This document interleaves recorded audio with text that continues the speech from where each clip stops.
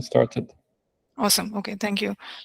So I am going to start with the the announcement first. Um, we have the Triton conference registration opening tomorrow. The conference is on 20th September. It is at the Microsoft Silicon Valley campus. So this will be in Mountain View in the Bay Area in California. And we would have a limited number of in-person seats, which will be on a first come, first serve basis. We will also have the campus, the conference available virtually, so you can join virtually as well. And more details and agenda will be shared tomorrow with the registration link. So please look forward to it. It will be announced on the GitHub README, and it will also likely be shared on LinkedIn and Slack. Any questions about that really quickly?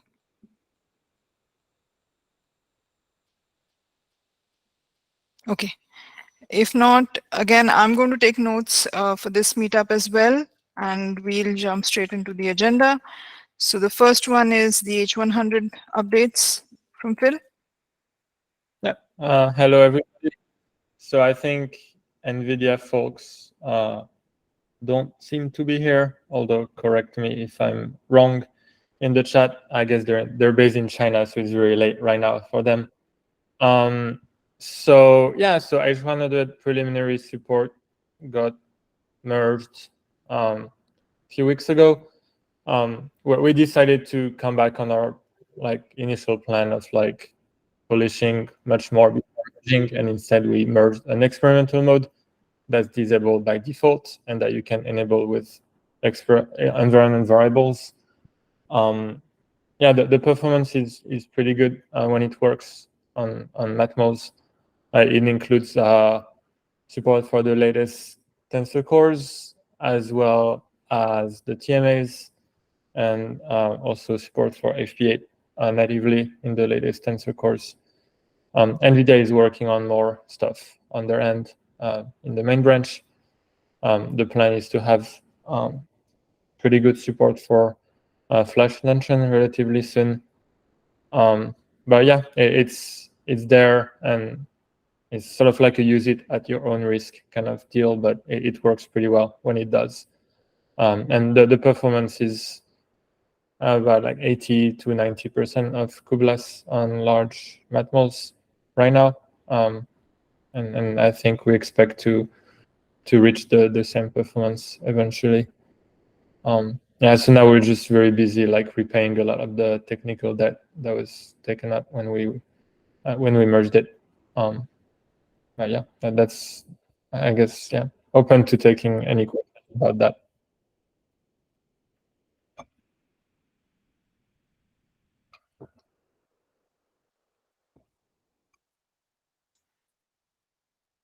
Again, the question, it seems.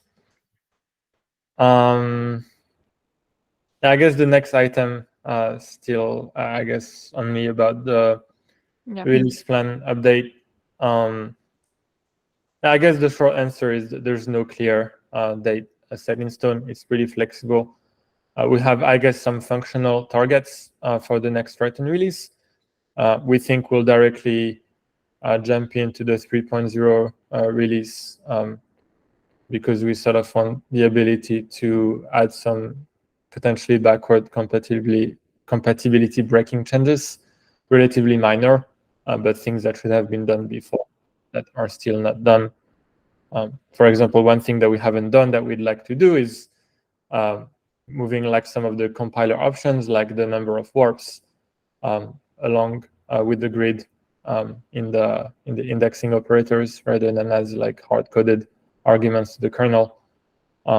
There's these kind of small backward breaking changes that we might include that make us want to bump the major version as well. Yeah, functionally, I think the main goal for the Triton 3 would be to have native third-party plugins for Intel and AMD GPUs and pretty good Hopper support, and probably that's about that. And the goal, yeah, as I said, there's like no clear release date that we have in mind. Hopefully, it can happen like sometimes in October or November or December, but before the end of the calendar year. And hopefully we can also synchronize with like a Torch release or something to make sure Torch can benefit from the latest features. Yeah, I think that's roughly the plan right now. But historically, release dates for Triton have slipped a lot, and we very much have a continuous integration workflow. At OpenAI, we're like very often like on top of 3. Yeah, so that's the current plan for the release.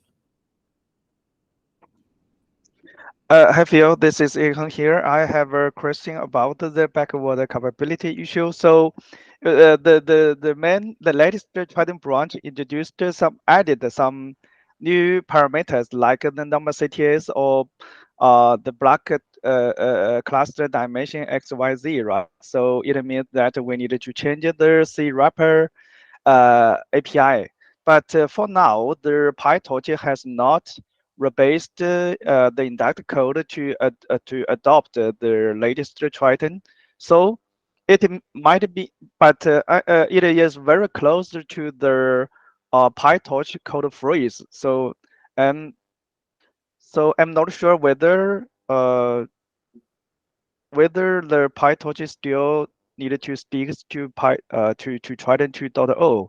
If if if PyTorch still depends on the Triton 2.0, so I'm just wondering if we could have another release to support all the backends for the Triton 2.0.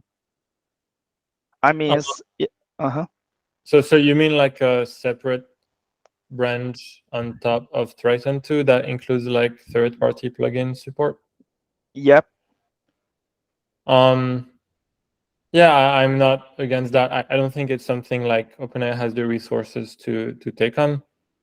But if like, yeah, I'm fine. Like if someone creates like a branch for like a 2 point, I think we're at 2.1 or something like something on top of the latest stable branch or whatever we want to include and like rebase the third-party plugins on top of it. I can do the pip work to make sure there's a release for that. Okay, actually we can do that. For example, we can rebase the code to the 2.0 branch and then to start a round of the validation, right? Yeah, I think I'm fine in principle with it. It's just like not something we have the resources to commit to. But if you want to do it, I'm happy to take care of all the release related stuff with PyPy. Okay. So I just to confirm that you are not objective to do that, right? You are not you are okay with to have another release for 2.0, right? Yeah, I'm really like not pragmatic when it comes to release. Just like whatever like doesn't take too much of our time at OpenAI and like whatever benefits the community. We try to find a trade-off between that, but like we can have as many releases as we want as long as these 2 criteria are met. Okay, that's great. Okay, any other questions? Oh, I had one real quick on the Hopper support. Does that include like the full float 8 support? And it, like for compute, or is that still coming? Yeah, that's there. Okay, I'll take a look. Thanks. I just haven't looked at some of the new updates yet. So I have a question on the performance. So you mentioned that you have 80 to 90% of kublas performance. You have like some more results like what shapes, data types, maybe a graph reporting that number.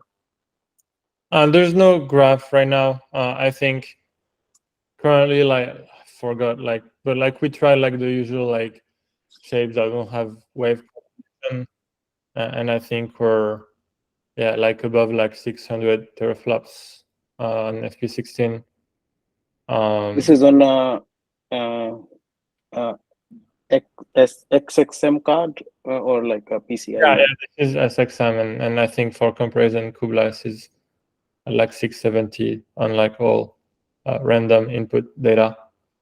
And on like float 8, we're at about like twice that. So in 1.2 petaflops. Yeah, so something like that.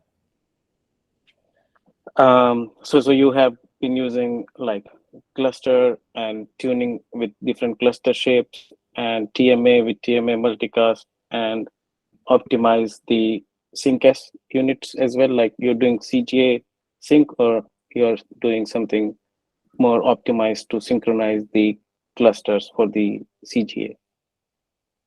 I haven't looked too much at the code, so I'm not sure. Thomas, do you know like what synchronization? Those numbers were just using WMMA, right? With no cluster and no TMA. Yeah, there's also like we get like pretty good performance without TMAs in the first place, and then I think we can get like a little bit more extra, like adding TMAs on top of that. I think all of that is reproducible. Like if you run through the new tutorials in the repo, you should be able to also dump the PTX to know like what's happening. Okay, so this is without cluster and TMA multicast that you're getting 90% of kublas. I don't think that's true for all shapes. To be clear, I think that this is for like large enough square matmos. We do have support for TMAs, so yeah, it's there and it can be enabled. It's not like robust enough, I think, to the point where we can enable it everywhere. But for dense matmos, it should work and give like an additional performance boost, especially for like. So you have support for just TMA or TMA with multicast? TMA with multicast as well. Okay. I think I will try and take a look at the PTX. I think if you're using CGA sync, it will, and then it would be good to have like more details, like what kernel kublas is calling, and maybe run some cutlass and see if you're using CGA clusters with TMA multicast and not using CGA sync, but using there is a better performance way to synchronize when you're using cluster. So without using all of that, I think to have the performance coverage, in my opinion, will be difficult, but it will be good to look at. Yeah, I think I would the NVIDIA people were here because they did the work. We helped a lot with the rebasing, but ultimately they're the ones who contributed pretty much the entirety of the core Hopper support. So on the release plan and the roadmap, like does NVIDIA decide or OpenAI will have a roadmap? How will this be released in public? We'll have to talk to them and sync with them. Obviously, like we'll have to switch the default behavior to be the optimized mode before the release. Not clear whether we'll switch that only for the MMA v3 or also for the TMAs and the warp specialization that's also coming. I think we'll sync with them to try to see exactly the release story there. And another difficulty I see is that, like for large matmos, it's great, but I think tuning will become even more difficult because, like at WGMMA, like the M shape is like 128, 64 something, right? So MMA sync might win for like where M is small. So do you see similar issues like like auto tuner has to scan through like Ampere, multi-stage, and Core specialized, because there may be cases that Ampere kernel might be on Hopper. Yeah, I think we'll expose all these. The plan is to expose all these flags, so the user can enable it and tune themselves. In terms of like doing the kernel selection ourselves, it's a little bit out of the scope of Triton, but we want to provide all the tools so that like people can auto-tune and pick the fastest kernels for their use case. Sounds good. Okay, any other questions before we move on? If not, next item was lineage updates. Ian?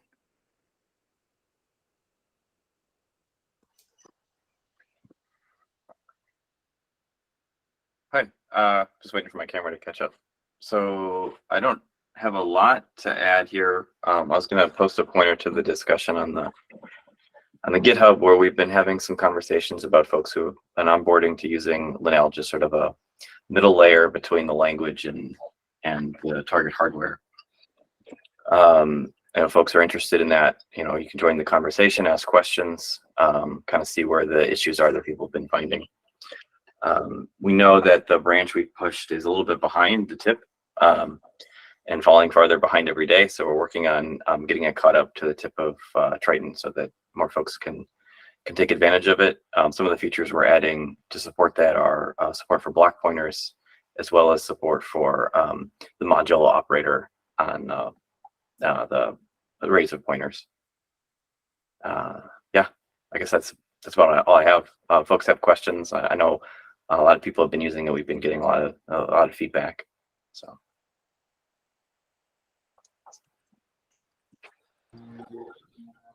If folks are interested in the technical details, I think and in the future, I might try and find some space and some time to go into some technical details about how it works and kind of where I see it going in the future and how folks can use it.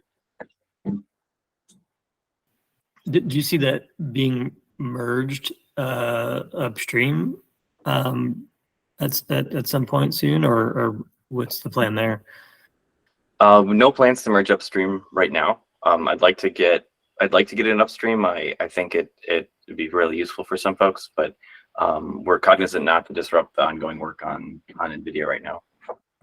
Yeah, I think I'm going to have to give my standard answer there, which is we'd like to have it like as plugin as much as possible and included in the wheel, if that makes sense. But I think the one issue that we've been having is that there's like a lot of maintenance work in Triton, and I think Hopper support almost doubled the code base and added a lot of like technical depth everywhere.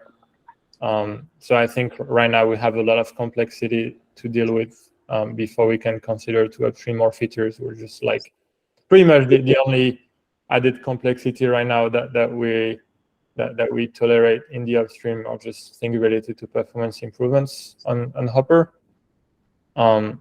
Yeah, so I wish we had like more bandwidth to have like more things upstream. I know it's convenient, but hoping to find like a good middle ground with like good plugin interface.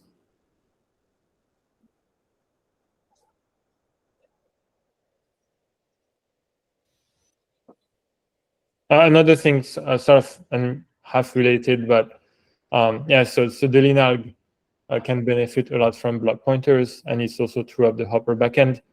That like if you want to use TMAs on the Hopper backend, you sort of need to use the block pointer abstraction, and I think this is something that we expect to be more and more true as we move forwards. So yeah, block pointer is still somewhat experimental because the API might change a little, but in general, I do encourage people to look at the abstraction and try to make use of it when applicable, because we do expect that it will have many benefits from the lineage translation to like Hopper support. And also like it makes everything clear in the code base, prevents you from having to do pointer arithmetic by hand and so on. So it's it's a pretty good abstraction when it's applicable. And obviously, like, we thank like Microsoft and NVIDIA for helping us like drive the design of it.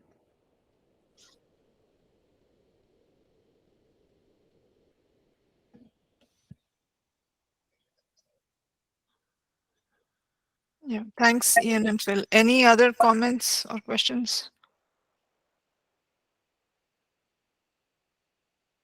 Okay, if not, let's move on to the Intel updates. So Icon will give us the updates on the Intel GPU as well as Intel working on the CPU.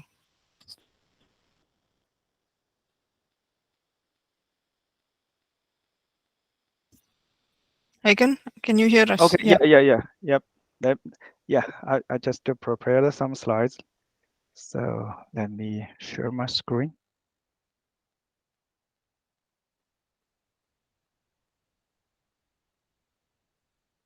Could you see my screen? Please let me know if you can see my screen. Yeah, we can see it. Okay, sounds great. Yeah, so yeah, currently we are still rebasing the entire GPU backend to the latest Triton. Even for now, we can pass it, but we cannot measure the latest performance as the latest Triton can not co-work with the PyTorch. So so the current the status I try to update it here is still the older Triton version. Okay. So for the Intel GPU backend, for the unit test cases, we have passed the most long gem unit test cases as because the tier dot operation support is still work in progress for Intel GPU.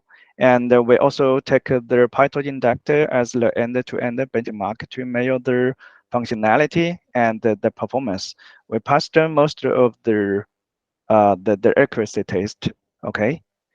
So yeah, the performance I just to collect the torch inductor Hugging Face performance here for the AP16. We collected the inference and the mode is auto mix processing. Geomean speed up ratio is about 1.5x, and the bfloat 16 training, the geomean is about 1.12x.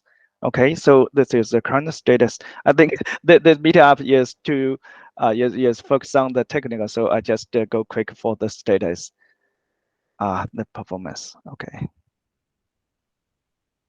Mm,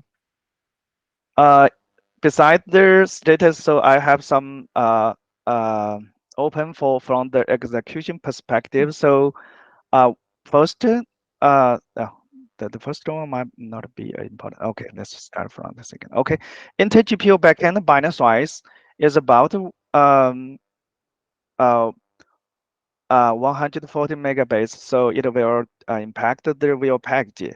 So Phil, do you have any concern about the Triton real package binary size? In principle, no. Obviously, I think that there's probably going to be like when we do Triton 3, like performance, not really performance targets, but like we want to make sure all the tests pass and everything. But if the backend sort of passes our standard, I think it's okay. Okay. Okay. So We have a question from Mahesh. Yeah, thanks for sharing the site. So I was just wondering about your performance numbers that you're showing. What's the baseline you're using for those? You mean the baseline number? Yeah, like you say, it's The a baseline 1.5. the baseline number is the PyTorch eager mode. So in that benchmark is try to use the graph mode compared to the eager mode. Okay. Uh-huh.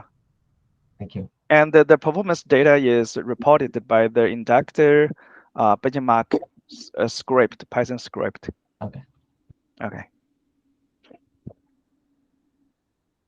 Okay, another open about the LVM version. So, for Intel GPU backend, we might need to use another version, and we need to download the LVM version online to build the real package.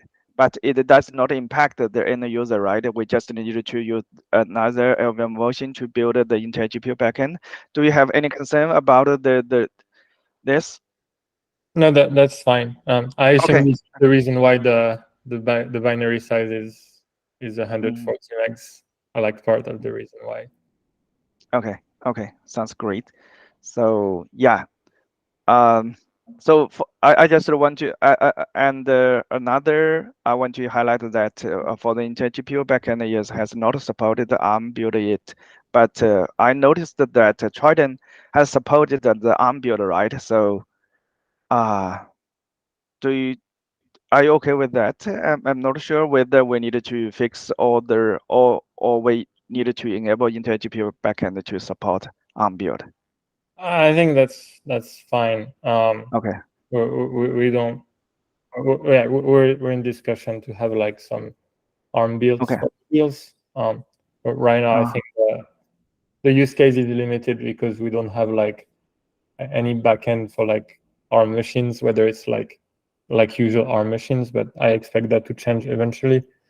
And at that time, we'll have to figure it out. But for now, it's okay. Okay. So the last one, I think we have discussed. There's another question from Daniel. Yes.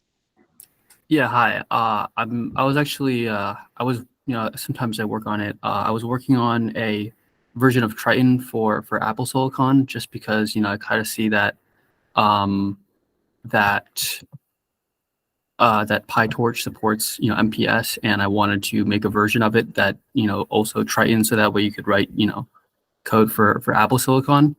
I did look at the Intel build or the Intel extension because I wanted to use something like Vulkan to, I guess, like there's a Triton GPU to spur spur V, and then you maybe use Vulkan, or just go ahead and spur V cross and launch like a native Apple Metal kernel. So I was kind of just asking about just like the LLVM versions and whether that supports ARM, and I've had a little bit of difficulties trying to get that to work at all. Okay. The problem we have with that, I think, right now is that we just don't have any GitHub runners or agents that we control that do in a sort of a official ARM build the way we do the other ARM builds. But we're looking into that. I actually asked Shama a question about that earlier. So yeah, I think on ARM build too. I forgot to mention, and Mehdi reminded to me that Grace Hopper is also like pretty important to us. So that's another reason to have an ARM build is to support like Grace Hopper systems. But by all means, that shouldn't block like the Intel backend. So yeah. Also regarding Vulkan, because I know that currently the Intel CPU version uses OpenCL for like the memory kind of, I guess, layout.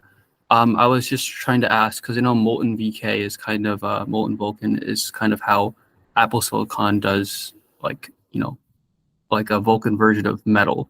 And I was just sort of asking or wondering, is there a benefit to using Vulkan? Should I try to go for native Apple Metal? There's like multiple ways to go about this. I'm a little bit kind of just like at a crossroads about which kind of approach I should use. So you are talking about the Vulkan, right? So, but for the Intel GPU backend, where you on top of the SPIR-V dialect, so it should be a total different technical solution. Got it. So I kind of just looked at the Triton GPU to SPIR-V as just being, so that wouldn't really work. You're saying that wouldn't really work to kind of then try to use like a different, instead of, because I know they use, SYCL to sort of like sort of launch the kernel. You're saying that my approach was I wouldn't have to redo everything for the Triton GPU to SPIR-V. I could just create a different way of launching the kernel and the different passes. But you're saying to just that wouldn't work at all? So interesting questions. I'd just like to ask, is this actually, I think this just goes to the WAN API on the Intel side, right?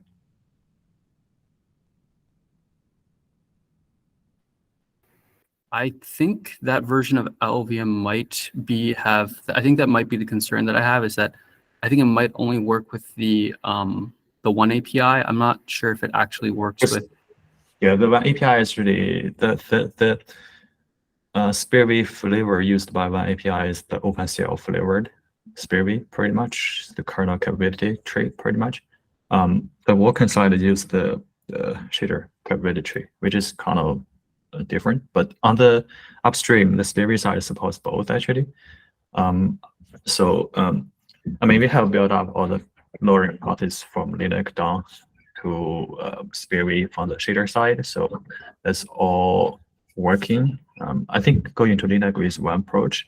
Another approach is actually maybe you can do Triton GPU to the shader version, shader flavored SPIR-V, which should also be working. And that would give us path to actually, if you want to SPIR-V cross or use other mechanisms to go to metal.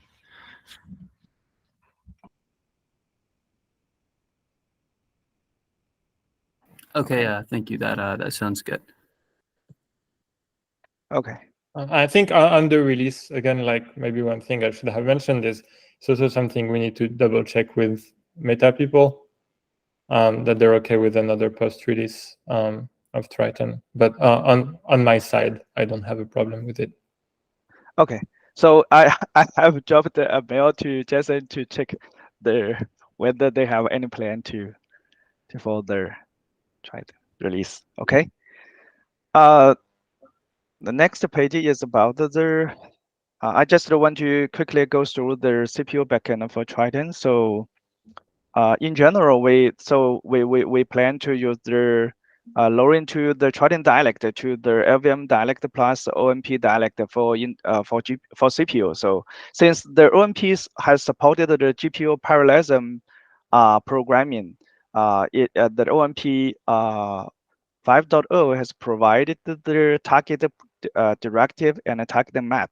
So, or we can reuse these concepts and easily mapping these programming concepts to the CPU backend. For example, we can map the team, the OMP team. We can map the Triton CTA to OMP team and map Triton WAP to OMP thread and map the Triton thread to OMP SIMD LAN, right? So, and regarding the synchronization between the different CTIs, the OMP also has provided the barrier, but the OMP does not support the fence. Okay, and regarding in terms of the atomic operations, OMP and LVM both provides the some atomic operations, so we can just to choose which one to one of them to implement the atomic feature. And the conclusion is we can leverage the OMP dialect. We can use the OMP to map to the Triton parallelism programming for CPU. And the technical solution is we just lower or convert the Triton dialect to LVM dialect plus OMP dialect directly. And yeah, this is some details. I want to highlight that it is a very early stage. We are working on the POC, and if the POC is ready, we can have more updates on the meetup, the monthly community meeting. Okay, that's all on my side. Let me stop my screen. Yeah, go ahead, Gure. I think you have a question. Yeah, I have a quick question. So you mentioned that you can bind the Triton thread to OpenMP warp. I mean, the GPU, OpenMP, the thread to warp, and I mean they are not really the same concept. If you need to run a sequential code, so I mean, if there is no SIMD, what are you planning to do? Do you want to mask vote with some if statement? You mean the Triton thread or Triton warp? Yeah, Triton warp to OpenMP thread. I think the Triton warp, we can map the Triton warp to the if we map to the hardware, we can map Triton warp to a CPU core, right? So if we map to a CPU core, we can call it as an OMP thread. I'm a little confused by this as well. I guess the terminology here. So by Triton CTA, do you mean like a program ID? The Triton CTA means there's a thread block, right? Sorry, the thread block. Triton GPU? You mean Triton GPU thread blocks? So Triton IR doesn't really have the concept of thread. Yes. It doesn't.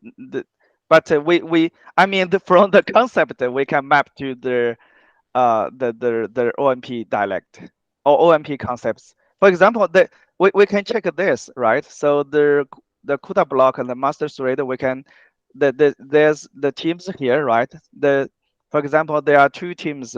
Then we can the program will create the two CUDA block.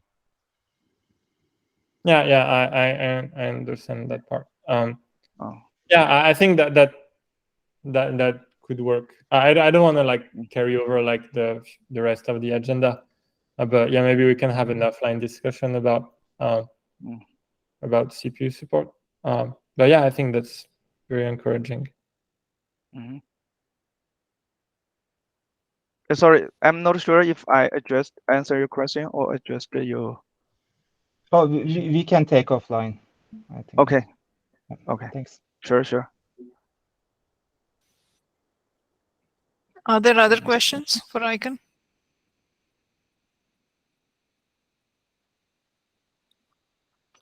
If not, then we'll have the AMD update. Jason? Yeah, hi, everybody. I'm going to share my screen as well real quick. Just a minute here. I think that's it.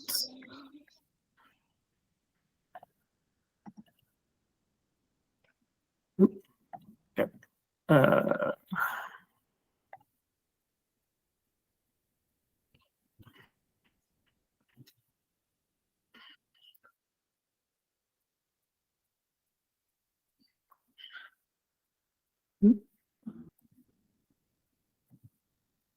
Sorry, wrong button.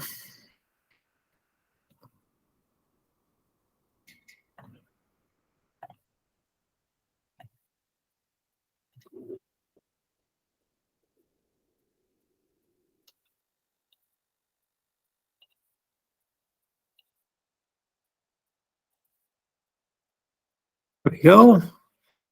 Thanks for the time, everybody. We're just going to give a quick update on Triton on ROCm on AMD GPUs. So since we've not presented here before, at least I haven't, let's give a quick kind of where we're coming from as a project. So we were kind of exploring Triton originally as a dependency of deep speed along with CuPy, and we've but then kind of recently accelerated with all the PyTorch 2 work, obviously. But so yeah, we kind of started slowly, but we've got to have a lot more focus recently. So we've made a lot of updates, and that's kind of the point of the presentation here. So and as a side note, we've got CuPy working very well too. So if you're interested in that, you can kind of hop over to that community. But so our code right now is mostly in a fork. So we were working on upstreaming it. There is actually some ROCm code upstream. We've got so we were kind of working to get like top end switches and compile that, the compile routines in Triton. But the new route is this third-party backend that the Intel folks kind of trailblaze. Thanks for that, guys. So we're gonna kind of resituate our code base in the same form there. So it's a work in progress. We do have a PR up for that to kind of move some of that stuff to a more proper way we're going to have the code live for now on. But as it is now, we do like a fully working buildable fork at the moment until we kind of hop through that hoop. So yeah, I can track our progress there. There's some links, but so we're targeting our CDNA2 GPUs, which is our MI100, 200 hardware set. We do have experimental support for the RDNA ones as well, which is the kind of consumer line. And it just kind of detects the hardware at runtime. So we just kind of query the HSA runtime, actually kind of include that in at the moment. So it'll always kind of get the right hardware set as we, just at runtime. So the one interesting note I wanted to put in here, so on Torch, we use a tool called Hippify, which kind of on the fly at the build time swaps over all the CUDA API calls over to the ROCm ones, equivalents. And so all of the kind of device level naming in Torch continues to be CUDA, although in Triton we have a device type called HIP, right? So from a Torch standpoint, this is all behind the scenes, and you just kind of use CUDA devices like normal. But when you're calling into Triton.compile and something that's not Torch, you want to use device type equals HIP, and then that'll kind of activate the right paths coming through the compiler. So the update here, we've this is a little bit comprehensive from last couple of months. So, but we kind of needed some configurable wavefront sizes for Triton. The Triton was originally written pretty specific to the NVIDIA hardware, and we have a different number of threads in our wavefronts, which is equivalent to the warps on CUDA, right? So we've got 64 thread waves in the CDNA2, but we also, and the RDNA systems have 32 threads. So we have a need to have that configurable. So we've got that in. Each of these are kind of links. I'll share these charts too, by the way, if you're interested. But so that Triton can be configurable from the get-go on how many threads are in the waves. But one of the big things is we got our matrix core support in, which is our MFMA instructions, kind of similar to the hardware on the NVIDIA GPUs that the Tensor cores do. So at the moment we've got FP16 on the kind of like the 32 by 32 size, but there's a kind of a family of instructions here, so we're working on implementing the rest of those. But we do kind of have this gives us full support. I think the additional instructions should kind of help us in certain sizes and gems and stuff. So we also got flash attention working forward and backward. We've got a number of optimizations going. So flash attention is kind of very specific to the hardware too, obviously, right? So we have lots of work going on here. We can kind of keep the resultant tensors in our registers. We've got a nice, rich register set we could take advantage of here. So get some speed out of that. We do use block size 64 in our flash attention implementation, mostly kind of related to our shared memory sizes.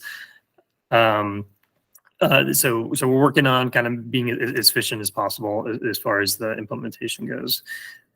So speaking of shared memory, we're working on a lot of bank conflict mitigation, which is another kind of important thing when we talk about flash extensions. So and just dot operations in general. So we have a couple PRs in. We're continually working that and thinking new ideas to avoid those bank conflicts on the computation side. So yeah, we also have one of the kind of interesting things. Speaking of the registers, we have dynamic workgroup sizes on number of VGPRs we can use in certain operations. So there's like a default size here, and so we can adjust that depending on the operation. That kind of gives us a good speed boost as well. Got a couple PRs in for vector loads, which is also very helpful in a kind of a building block to make everything as efficient as possible. So this is kind of a high level view on our recent work. We're continuing on with a lot of this type of work on kind of heavy optimizations to try and, to get the performance as best as we can. So, and speaking of performance, I've got just a couple quick charts on where we stand. These are comparative numbers. So we're comparing against our vendor libraries, and in this case, this is gem performance against Rock Blaz, which is our Blaz library. So we're hitting that 80-90% as well on the larger sizes, and so that's there's further tuning to go. So we think that as we get some of those other MFMA instructions in, we'll kind of look good across the board here, in addition to some more tuning. And the second chart here is our flash attention. This is the forward pass specifically. So you can see here, and this is a comparison against CK. So CK is composable kernel. It's our kind of microkernel library. It's kind of analogous to NVIDIA's Cutlass, if you're familiar with that. So this we have an implementation of flash attention that uses that, and so these are the comparison numbers for that. So takeaway here is we're kind of pretty good looking against that implementation, especially on the smaller sequence lengths. Actually better and or equal to that implementation at the moment on the forward pass. So we do have the backward pass working as well, and we kind of have a similar number set for that. I don't have them in the chart here, but we're kind of validating and continuing to tune that implementation for the backward pass. So yeah, that was it. That's what I have. Thanks everybody for the time. Yeah, if we want any questions, I'll be happy to field them. We've got a couple other teammates on as well. But yeah, we'll be working that PR I mentioned about the third-party backend. It's in Michael's on. He's working that actively at the moment. We're hoping to kind of get to an official point where we'll be an official third-party backend for the AMD hardware.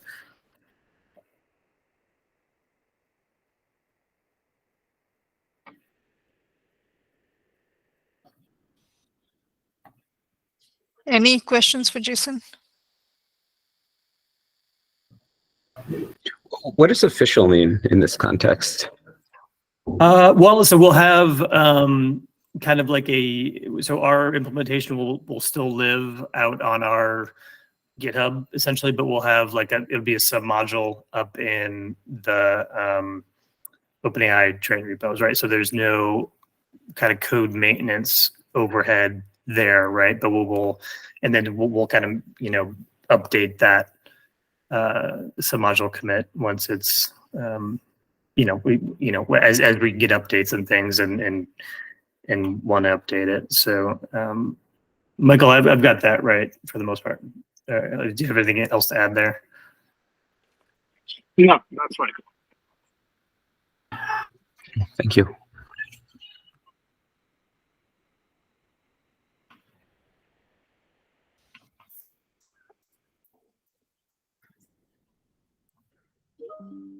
Okay. Any other questions?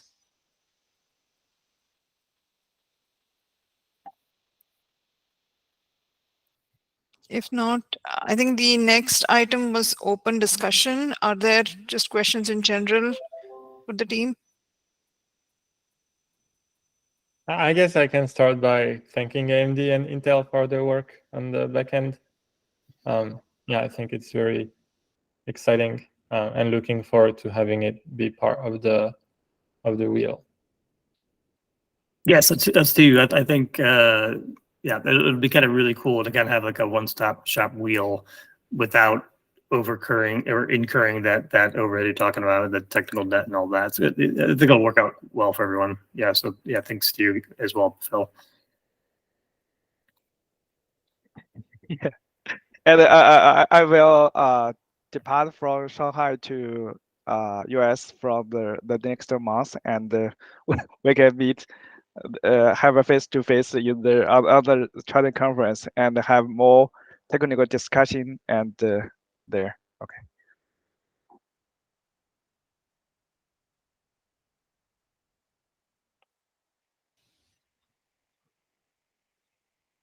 So there was also, yeah, go ahead, Daniel.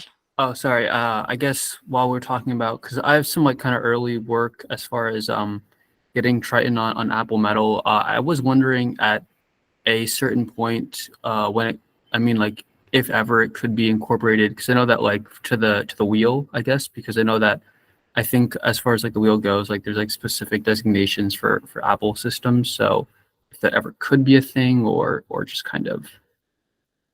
Yes, so I think for integration of like third-party backends, we'll try to have like some relatively formal standards of like sort of the performance and the stability that we expect. Yeah, so I think getting like reasonably close to like the fastest handwritten gem kernels is probably going to be one of those, and probably also for the flash extension for pass as well.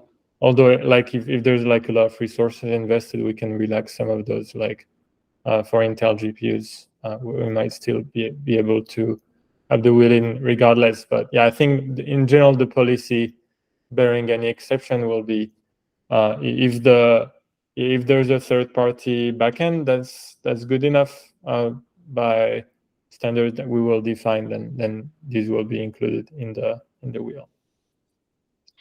Phil, is there a plan to share the design of the plugin interface? I think it's right now that there's like no formal design document, but I think the code is like pretty clear. Like if you look at how the Intel backend is interfaced, for example, and how the AMD backend will interface. Like you can look at the PR from AMD when it comes or something. Yeah, right now there's like no documentation. Yeah, it would be good to have some, but we need to find the time to write it. And So, we can help with that. Yeah, that's what I was going to say. Icon and Jason, do you guys want to help with creating something so that it can be a start? And Yeah. It may be more of like a set of guidelines at the end of the day, right? Like if you don't change the existing dialects, if you need to change, but add in, an additional dialect that's hardware dependent, right? And that kind of thing. But there is some specifics too, right? So we can kind of identify all the things. If you need to do this, do that kind of thing for sure. That'd be something maybe we could have a separate kind of session on that, or we could come up with stuff and share it. It's whatever we want to do. No problem.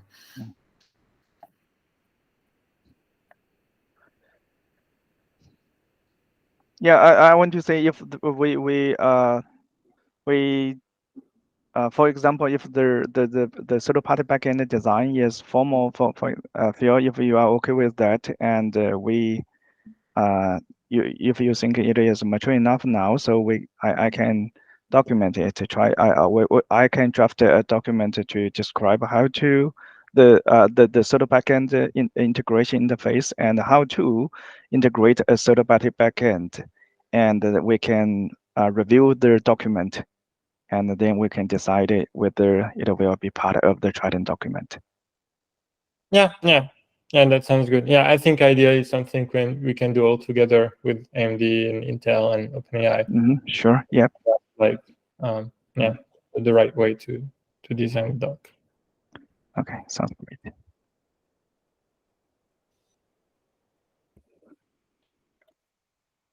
Okay, any other questions, comments from anyone?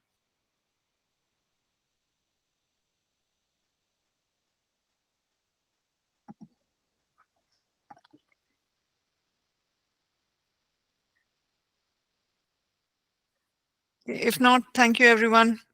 We will be posting the meeting notes, and then we'll also post the recording. Thank you. Thank you. Thank you. Thanks all. Bye. Thank you.